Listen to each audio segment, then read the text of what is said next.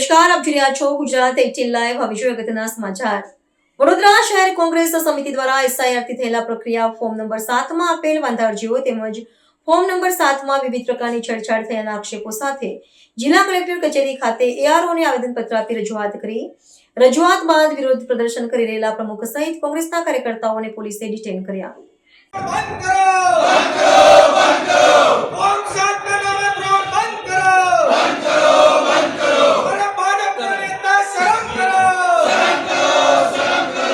વડોદરા શહેર કોંગ્રેસ સમિતિના પ્રમુખ ઋત્વિજ જોશી, વડોદરા મહાનગરપાલિકા કોંગ્રેસના વિપક્ષ નેતા ચંદ્રકાંત શ્રીવાસ્તવ, ભીખાભાઈ રપારી, કોંગ્રેસના કાર્યકર્તાઓ તથા દરેક વિધાનસભાના વિસ્તારના વોર્ડ પ્રમુખો સહિત કોંગ્રેસના કાર્યકર્તાઓ પ્લેકાર્ડ અને સૂત્રોચ્ચાર સાથે વિરોધ દર્શાવ્યો હતો।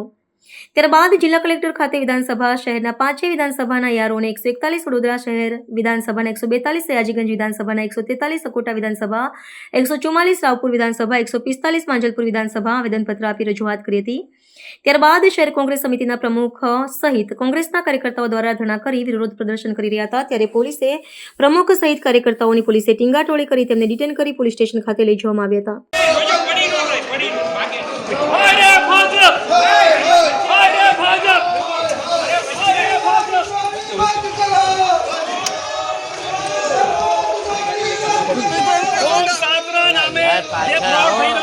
વિરોધ કોંગ્રેસ પાર્ટી કરી રહી છે।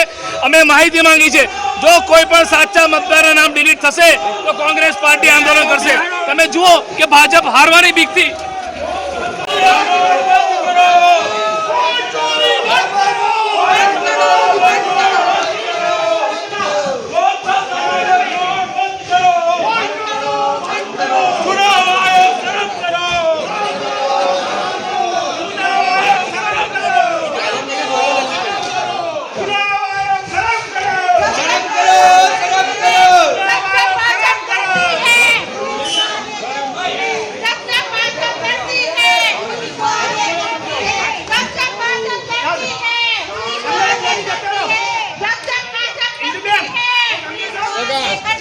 एसआईआर ની પ્રક્રિયા દરમિયાન વડોદરા શહેરમાં જે 5 વિધાનસભા આવેલી છે એમાં લગભગ 50,000 કરતા વધારે ફોર્મ 7 માં ભરીને વાંધા લેવામાં આવ્યા છે।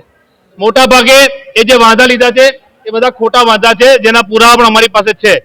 આપ સૌ જાણો છો કે 5 દિવસ પહેલા જિલ્લા કલેક્ટરશ્રીને અમે આવેદનપત્ર આપીને માંગણી કરેલી કે જેટલાએ ફોર્મ 7 ભર્યા છે એ તમામની વિગત અમને આપવામાં આવે।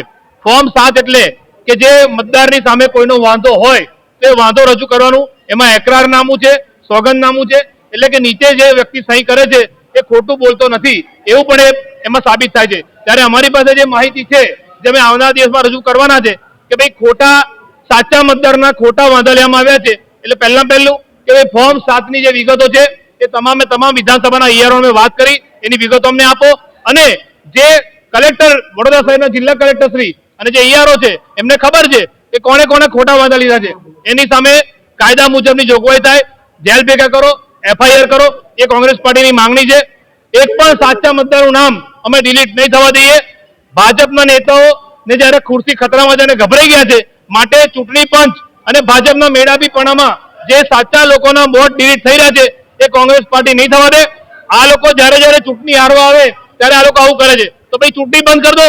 તમારે આવી રીતે ઇલેક્શન જીતવાના હોય, કારણ કે ચૂંટણી પંચમાં જો ભાજપને જીતવા માંગતું હોય તો ભાઈ શેની ઇલેક્શન? શું આ લોકશાહી છે? આ બધા પ્રશ્નો છે અમારા, અને એ બાબતે અમે બેઠા છે। જ્યાં સુધી ફોર્મ 7 ની વિગતો નહીં આપે અમે ઉભા નહીં થઈએ। ચૂંટણી પ્રક્રિયામાં જે રીતે સરકારી અમલદારો ગડબડી કરી રહ્યા છે, ઈઆરઓ અને બીએલઓ મતદાન વર્ષોથી કરતો હોય એનું નામ કાઢવાનો જે કાવતરો કરી રહ્યા છે, પહેલી વખત આયા કલેક્ટરને આપ્યું, બીજી વખત આયા કલેક્ટરને આપ્યું, ત્રીજી વખત આયા ઈઆરઓને આપીએ છે, બીએલઓ જોડે ચર્ચા કરી, પણ મગનું નામ મરી નથી પાડતા। એટલે અધિકારીઓ સત્તાધારી પક્ષની રીતે દબાયેલા છે અને જાણી જોઈને બધાના નામ કાઢ્યા છે। સત્તાધારી લોકોને અને અધિકારીઓને ખાસ કહેવા માંગીએ છે કે સત્તા ગમે ત્યારે પરિવર્તન થાય, પણ તમે ગુના કરશો, તમે ગુનેગાર ઠેરાશો, પેલા લોકો ગુનેગાર નહીં ઠેરાય, કારણ કે તો ખાલી બોલીને હટી જશે। તમે તમારી રીતે સાચું કામ કરો। જે મતદારો કોઈ પણ દેશની અંદર મતાધિકારથી વંચિત ના રહેવો જોઈએ એવો કાયદે છે, તો 2002 થી કેમ શરૂઆત કરો છો? તમે બતાવી શકો છો પોતે સત્તા પર ખુરશી પર બેસીને કે 5 દિવસ પહેલા શું ખાધેલું? તમે 5 દિવસ પહેલાનું નહીં બતાવી શકતા, તો 2002 નું પારસ કઈથી બતાડશે? એટલે આ લોકો ભેગા મળીને જે રીતે વોટિંગ લિસ્ટમાંથી નામ કાઢવાનું કાવતરું ઘડી રહ્યા છે એની સામે કોંગ્રેસનો વાંધો છે. અને કોંગ્રેસ જ્યાં સુધી વોટ 7માં કોને વાંધો લીધો છે, કયો માણસ છે, એને ચેક કરવા ગયા, એનું ઘર જોયું કે સત્તા પર બેઠેલા લોકોએ કીધું ને કરી લીધું. તમે લોકોના ટેક્સ વડે પગારો મળે છે, નહીં કે સત્તાધારી પક્ષો પગાર આલે છે. જે નાગરિક તમને પગાર ચૂકવતી હોય એ નાગરિકને તમે વફાદાર નથી, તમે સત્તા પર બેઠેલા લોકોના વફાદાર છો. એટલે કોંગ્રેસ પાર્ટીનો વાંધો છે અને કોંગ્રેસ પાર્ટી આ બાબતમાં લડીને લોકોનો મતાધિકાર મળે તે પ્રમાણેની લડાઈ લડી રહી છે.